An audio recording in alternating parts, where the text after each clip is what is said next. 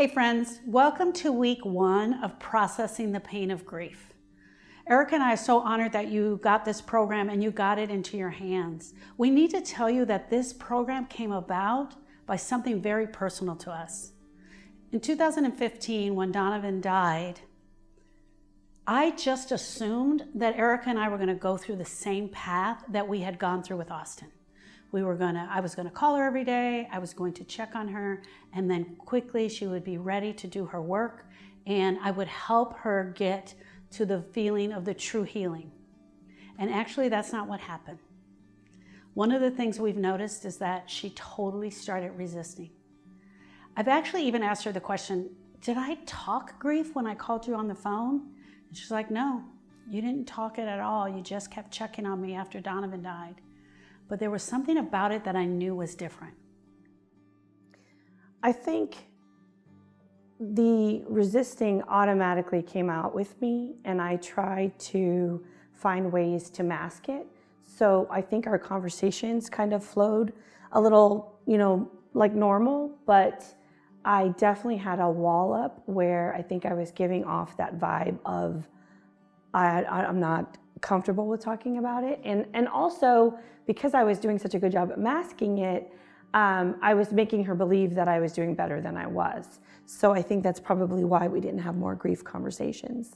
But I went into the same step of just checking on her every day. And then it was like your talk started to change. Your posting started to change. Things just started to change. Bottom line is that we realized that we tell you all the time, and we know this to be true, grief is unique and individual. And this one, even the same mother grieving the loss of her second child, was completely different than the first time. And what we noticed is that she completely went into resisting. And from that, a few years later, here we are today, and we've created the program called Processing the Pain of Grief. And so that's what brings you here today. And we want to talk through some of the points. This is week 1, and we're really happy to share with you. Absolutely. And like Sharon said, it's because we experienced this, I experienced this firsthand, that we realized there was a need for it. Because if you don't have yourself in a right and correct headspace to do grief work, then you're not going to be successful. So when you are resisting or using other avoiding types of behavior, you will not receive the true healing that is available when you are absolutely ready to do the work. So what we're going to do right now in week 1, we want to talk about the definition of grief. If you've been following us at all, you've seen it, but maybe you haven't heard it from us. So let's just start at the beginning. The definition of grief. Grief is normal. Grief is the normal and natural reaction to loss of any kind. It does not have to be just a death. It could be breakup of a romantic relationship. It could be divorce. It could be losing your job. It could be one of over 40 things that we have also discussed before. Absolutely. But having that feeling of a knife being stabbed clear through your heart and not being able to breathe is completely unbearable. And the way that it will affect you, it's not like you have a grieving event and you say, this is it, this is grief. Sometimes people can't put it together that easily. You have reduced concentration. You feel like you're in a zombie state. It's almost like, I call it autopilot, where you're getting from point A to point B without ever being present in the moment. You are overeating, you're oversleeping, you're overdrinking, you're engaging in things that you wouldn't normally do, and you're doing it to excess. Absolutely. Grief is the feeling of really wanting someone to be there, but not being able to have them there. Grief is the feeling of reaching out for them, but them not being there. This can also happen with someone who is still living. The feeling of wanting them one more time, but still noticing that I haven't been able to get them. Happens a lot in divorce.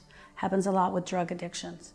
These are the things we need you to understand as far as the grief. Yes, and in those scenarios, we refer to those situations as less than loved ones, because those are relationships that have been filled with conflict and drama. So it's like, even though you've wanted to have the happy and healthy, it has never been that, and it continues on that pattern.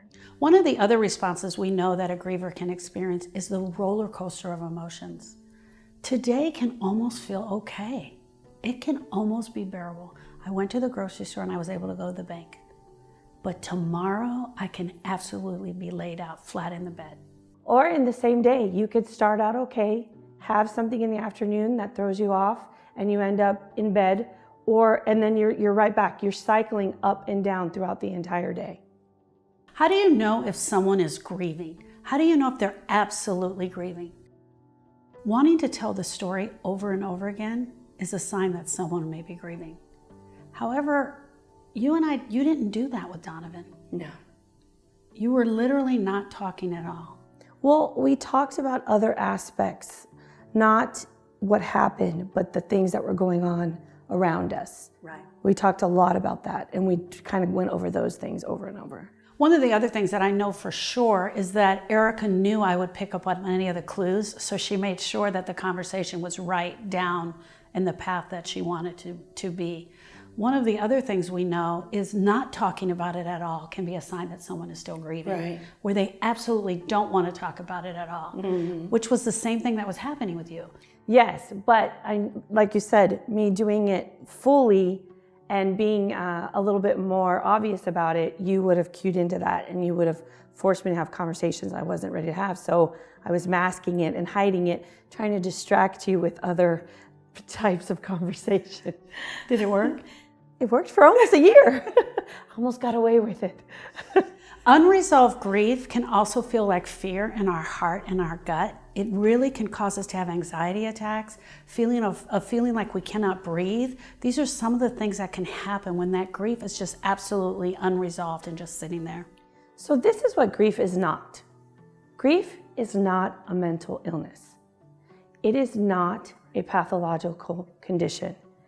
It's not linear.